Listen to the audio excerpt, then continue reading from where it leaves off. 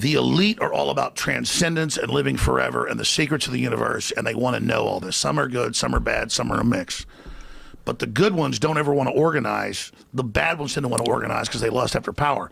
Powerful consciousnesses don't want to dominate other people. They want to empower them, so they don't tend to get together until things are really late in the game. Then they come together. Evil's always defeated because good is so much stronger. And we're on this planet, and Einstein's physics showed it, Max Planck's physics showed it, there's at least 12 dimensions. And now that's why all the top scientists and billionaires are coming out saying it's a false hologram. It is artificial. The computers are scanning it and finding tension points where it's artificially projected and gravity's bleeding in to this universe. That's what they call dark matter.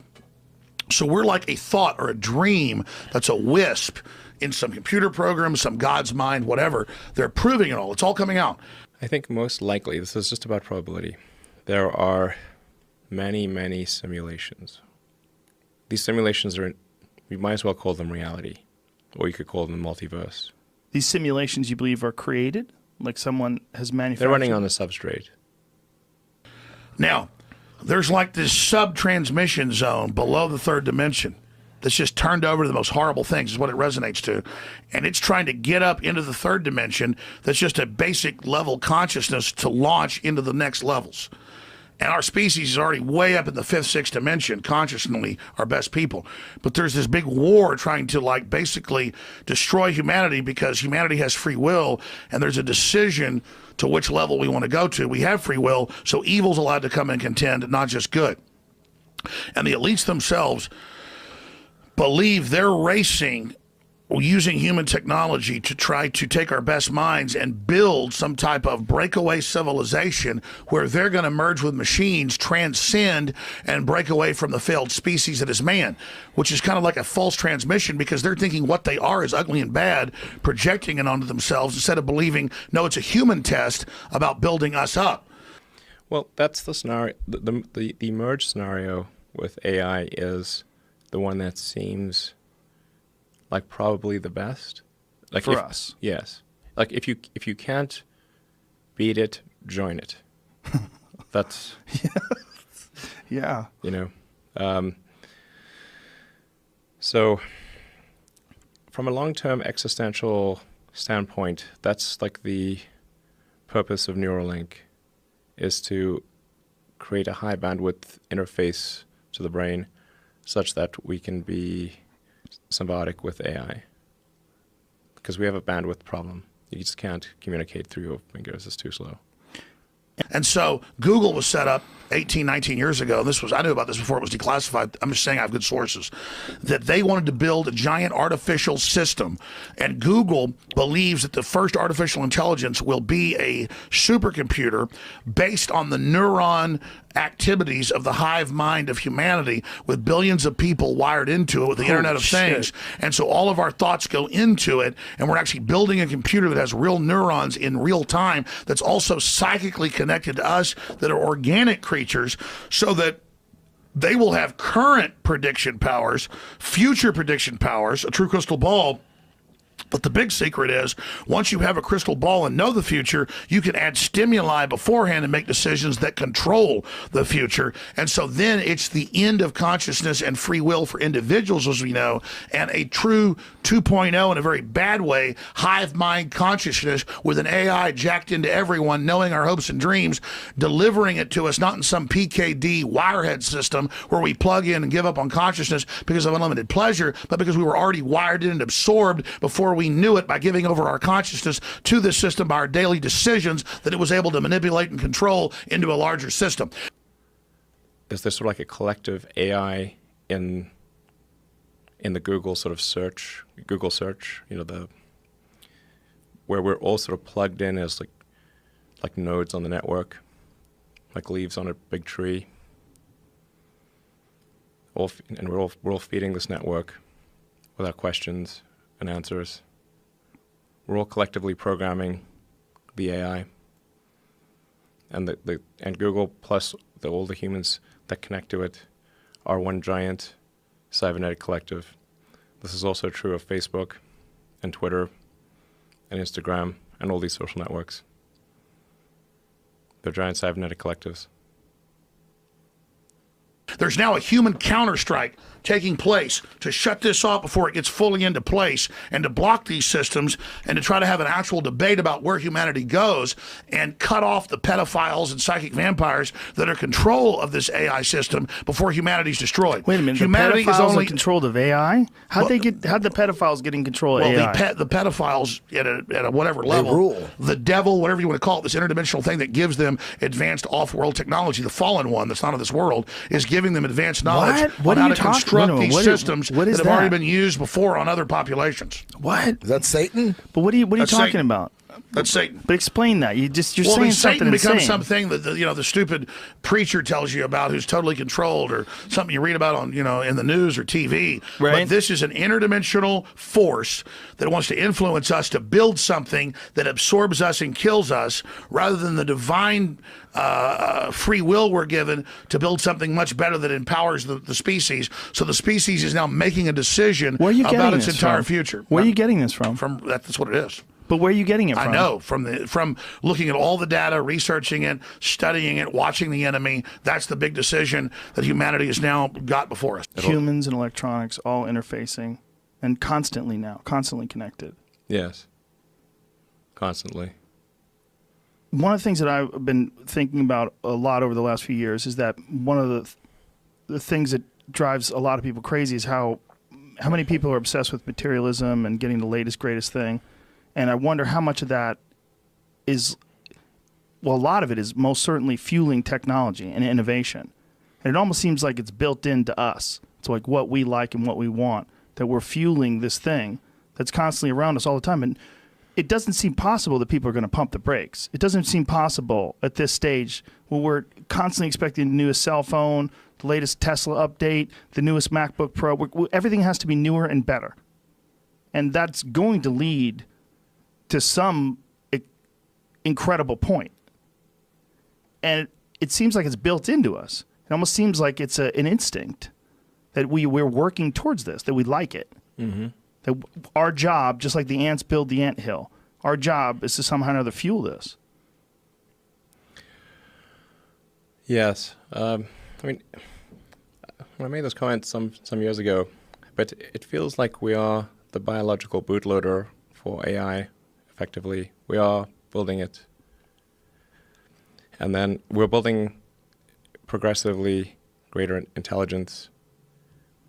And the percentage of intelligence that is not human is increasing. And eventually, we will represent a very small percentage of intelligence. But the AI is informed, strangely, by the human limbic system. It is, in large part, our id writ large. How so? Well, you mentioned all those things, the sort of primal drives. Mm-hmm. There's all the things that we like and hate and fear. They're all there on the internet. They're a projection of our limbic system.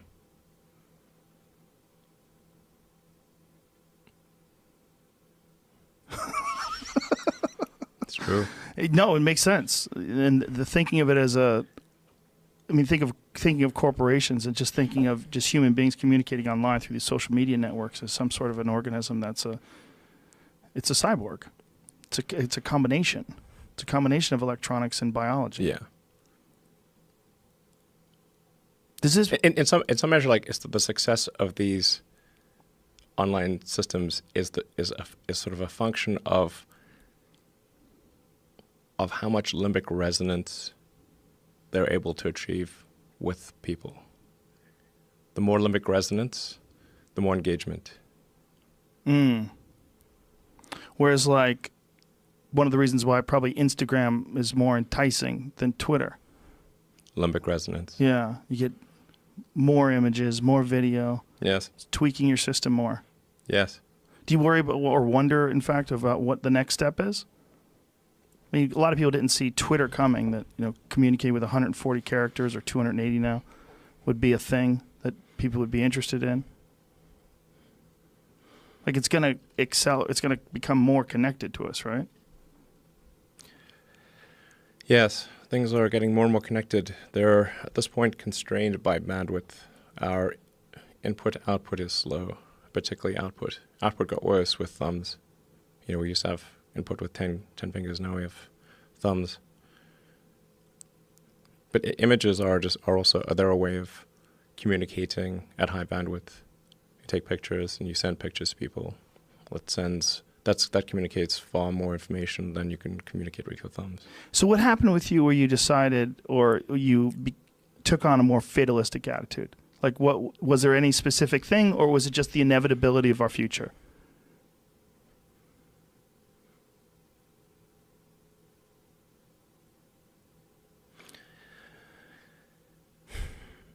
I try to convince people to slow down AI, to regulate AI. This was futile. I tried for years. This seems Nobody like a scene listened. in a movie Nobody where listened. the robots are going to fucking take over and you're freaking me out. Nobody listened. Nobody listened. No one. Are people more inclined to listen today? It seems like an issue that's brought up more often over the last few years than it was maybe 5-10 years ago. It seemed like science fiction. Maybe they will. So far, they haven't. I think people don't, like, normally the way that regulations work is very slow. It's very slow indeed. So usually there'll be some new technology. It will cause damage or death. There will be an outcry. There will be an investigation. Years will pass. There will be some sort of insight committee. There will be rulemaking. Then there will be oversight, eventually regulations. This all takes many years. This is the normal course of things. If you look at, say, automotive regulations, how long did it take for seatbelts to be implemented, to be required? You know, the auto industry fought seatbelts, I think, for more than a decade. Successfully fought any regulations on seatbelts, even though the numbers were extremely obvious. If you had a seatbelt on, you would be far less likely to die or be seriously injured. It was unequivocal. And the industry fought this for years successfully. Eventually, after many, many people died, regulators insisted on seatbelts. This time frame is not relevant to AI. You can't take 10 years from the point at which it's dangerous. It's too late. And you feel like this is decades away or years away from being too late? If you have this fatalistic attitude and you feel like it's going, we're in almost like a doomsday countdown.